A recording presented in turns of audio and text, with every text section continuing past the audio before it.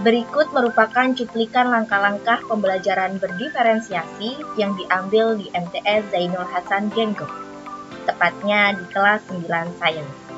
Adapun pembelajaran berdiferensiasi terletak pada pembelajaran berdiferensiasi proses dan pembelajaran berdiferensiasi produk, dengan mengelompokkan siswa berdasarkan tingkat kemampuan masing-masing.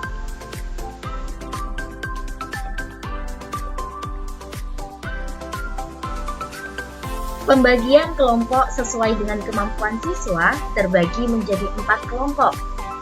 Kelompok pertama yaitu kelompok siswa dengan kemampuan berkembang.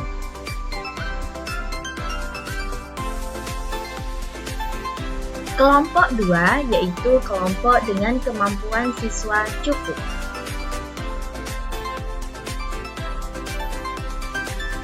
Kelompok 3 terdapat siswa dengan kemampuan sedang. Adapun kelompok 4 yaitu siswa dengan kemampuan tinggi. Selanjutnya, guru berkeliling untuk mengecek pekerjaan siswa. Perlakuan guru ini berbeda untuk setiap kelompoknya. Pada kelompok berkembang, guru memberikan bimbingan lebih dari kelompok lain. Pada kelompok cukup, guru memberikan bimbingan secukupnya.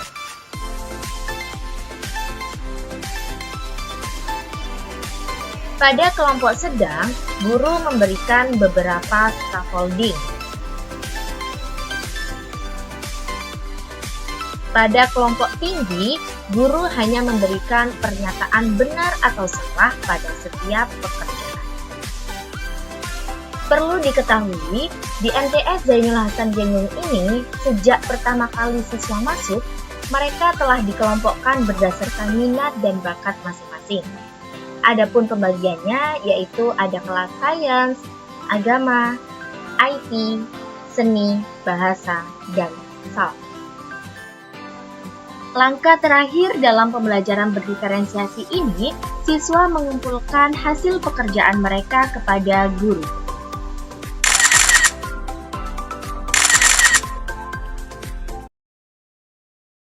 Selanjutnya pemirsa, akan kami tayangkan video wawancara dengan guru matematika kelas 9 Sains di MTS Zainul Hasan Genggong dengan topik pembelajaran berdiferensiasi.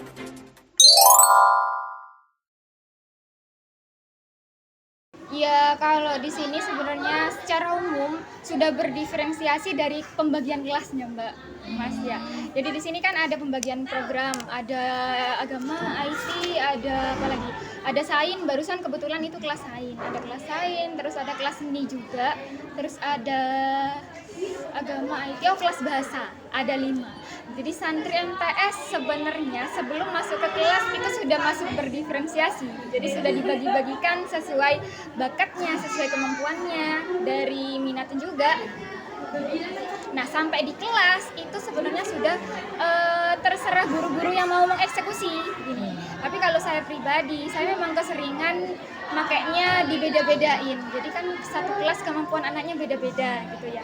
Jadi kalau saya berpatokan sama anak yang potensialnya rendah, anak yang cenderung potensialnya tinggi itu kasihan. Itu malah cenderung ini mau ngapain lagi Ustazah gitu. Free ya Ustazah, akhirnya gitu. Akhirnya mereka malas. Jadi sengaja saya bedain. Jadi yang kurang itu saya kasih soal yang mudah-mudah dulu. Jadi biar mereka ngerjakan. Kalau yang saya jadikan patokan itu yang potensialnya yang tinggi, yang rendah itu kasihan, nggak nutut mereka. Kalau mereka sudah gak nutut, males kan sudah pusing ya, apalagi matematika kan gitu kan ya. Jadinya tidur. Kebetulan di sini kan pondok, santri itu kan kurang tidur memang ya. Jadinya mereka kalau sudah nutut kan nggak nyambung. Apa ini Ustazah? Tidur akhirnya mereka. Yang mau makan gini. Jadi saya kerjain mereka. Bukan dikasih soal ya, dikerjain mereka emang sama saya. Sengaja dikasih soal yang beda jenis. Jadi meskipun yang potensialnya rendah dia masih nutut ngerjakan soal yang itu aja. Yang tinggi juga ditambah pengayaan kan bingung tuh. Biasanya kalau anak yang potensialnya tinggi kan kepo ya. Ini gimana gitu. Jadi lebih aktif lagi mereka. Cuman dampak negatifnya, bukan negatif ya apa ya, Kelemahannya lama aku saya lama kan, dipanggil sana dipanggil sini, mana soalnya berbeda-beda kan ya. Kalau saya gak siapin kunci saya juga bingung ini apa jawabannya gitu. Jadi ya gitu. Jadi di buku ajarnya anak-anak itu memang kan saya pilihin soal nomor 1, misalnya satu nih kayaknya masih gampang, kasih ini aja. Jadi saya kerjakan di buku itu sudah jawabannya, jadi tinggal lihat.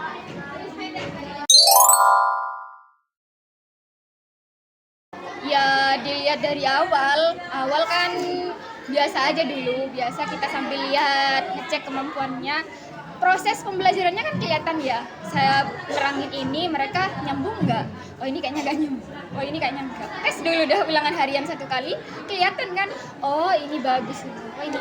Baru setelah itu, ini deh, ini kayaknya nggak bisa, ini nggak bisa. Oh yang ini bisa, saya kasih. Belajar itu isinya materi dan contoh soal.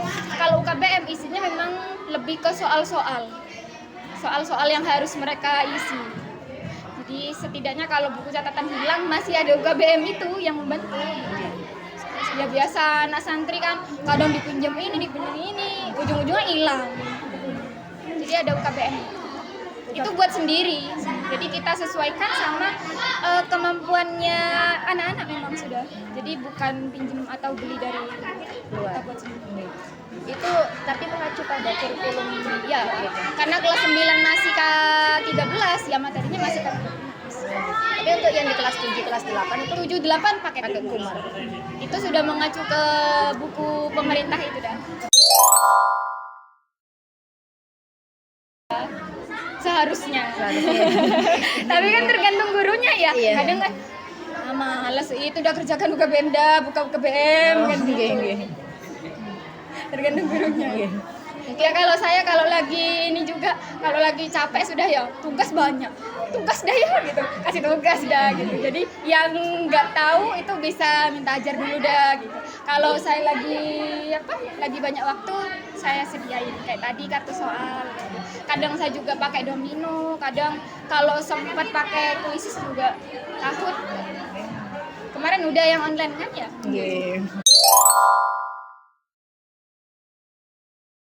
Kalau ceramah anak-anak ngantuk, ceramah. Lagi pula kalau ceramah matematika tanpa ngerjakan soal gak bisa. Mereka harus gerak sendiri, tangan harus jalan, pensil harus di tangan. Kalau cuma diem liatin saya doang ngajar, ngapain? Gak ada. Jadi memang harus ngerjakan soal kalau ya kalau monoton ya bosen mereka.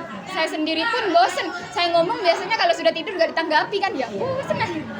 Jadi kalau bervariasi ke sayanya sendiri lebih saya gak bosen, anak-anak gak bosen, terus ya lebih menarik aja, suasana kelas juga hidup. Ya itu tadi kelebihannya anak-anak yang mau potensial berapapun mereka tetap bisa belajar di kelas. Jadi kalau kita mengacu ke yang pinter-pinter, kasihan yang kemampuannya di bawah, mereka kan mau belajar gak nyambung, ini gak bisa, akhirnya gak suka matematika gitu kan akhirnya. Kalau kita pakai berdiferensiasi ini, akhirnya semua potensial itu tercover sih menurut saya. 4 kelompok tadi itu berdasarkan apa? Itu kemampuan, itu kemampuan kognitifnya. Jadi ya, yang di bawah ada yang sedang, ada yang pintar-pintar dari nilai akademiknya. Ya enggak juga sih, saya acak juga kadang kelompoknya. Kadang kan tidak setiap hari saya pakai berdiferensiasi, ya bosan sendiri, akhirnya mereka temennya itu aja kan gini kan ya. Jadi kadang kala ya saya campur juga yang heterogen. Tadi kan berdiferensinya sesuai kemampuan masing-masing. Kadang saya campur-campur, ada yang pintar, ada yang enggak. Jadi yang pintar bisa belajar, bisa ngajarin mereka-mereka yang di bawah potensial. Mungkin yang hambatannya ya waktu. Kalau di sini biasanya kan kalau MTS itu kalau nggak salah 40 menit ya 1 JP-nya. Nah, kalau di sini kita 1 JP-nya itu hanya 30 menit. Karena kepotong banyak banget mapel-mapel dari pesantren kayak aswaja, kayak nahwu, saraf, gini amsilati, entah apa itu saya tidak paham. Kayak gitu, itu juga masuk ke kelas gini. Akhirnya materi-materi umum itu kepotong jamnya. Karena waktunya itu sedikit, akhirnya kan kendalanya yaitu. Terus fakul-fakul sering juga di sini, sering libur. Jadi kendalanya waktu sih kalau saya lebih ke waktu. Biasanya nggak nutut. Kalau di sains masih mending, yang di kelas lain nggak nutut saya mau pakai model-model pembelajarannya itu sudah. Kendalanya di waktu. Kalau dari saya sendiri nggak ada kendala. Yang penting ada niat dari saya. Nggak ada kendala. Kalau materinya nggak cukup, ya modelnya biasa aja. Jadi nggak pakai berdiferensiasi lagi, pakai model biasa saja sudah. Ada metode, biasanya anak-anak lebih suka kasih contoh baru ngerjakan soal gitu. Metode kuno, nggak pakai model-model yang lain. Cuman kadang saya sendiri yang bosen Mbak kalau kayak gitu. Jadi biasanya saya pakai selingan, pakai kuisis gini biasanya. Jadi anak-anak lebih aktif lagi. Ya ustadzah gitu. Kahut kayak gitu. Nggak mungkin ketinggalan materinya, akan saya cukupkan. Kan kalender akademik kan sudah ada, tanggal ini libur, tanggal ini libur. Jadi saya memang yang harus ekstra kebut, ekstra nyocokin jadwal. Oh ini libur jam segini libur. Tak catat itu sudah jadwalnya anak-anak. Jadi nggak ada kelas yang ketinggalan materi, nggak ada. Cuman waktunya yang berkurang. Jadi harusnya mereka masih ada waktu latihan soal. Kali ini cuma latihan soal di kelas. Minggu depannya nggak ada lagi, ganti materi lagi. Kalau ketinggalan materi nggak ada. Cuman waktu buat latihan soalnya mereka yang kurang. Beda sama kelas sains. Kalau kelas sains kan 4 hari. Jadi mereka full.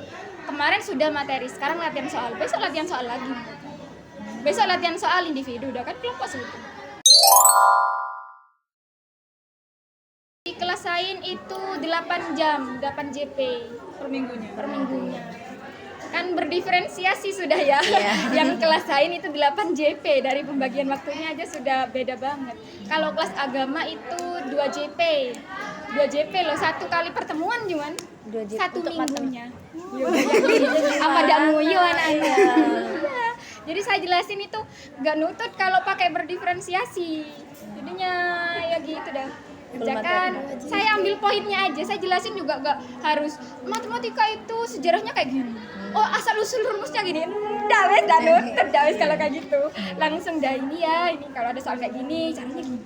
Yuk kerjakan. Itu di kelas agama. Kelas agama, mikat juga sama kayak gitu. Kelas seni juga sama. 2 JP. Kalau di kelas sains 8 JP.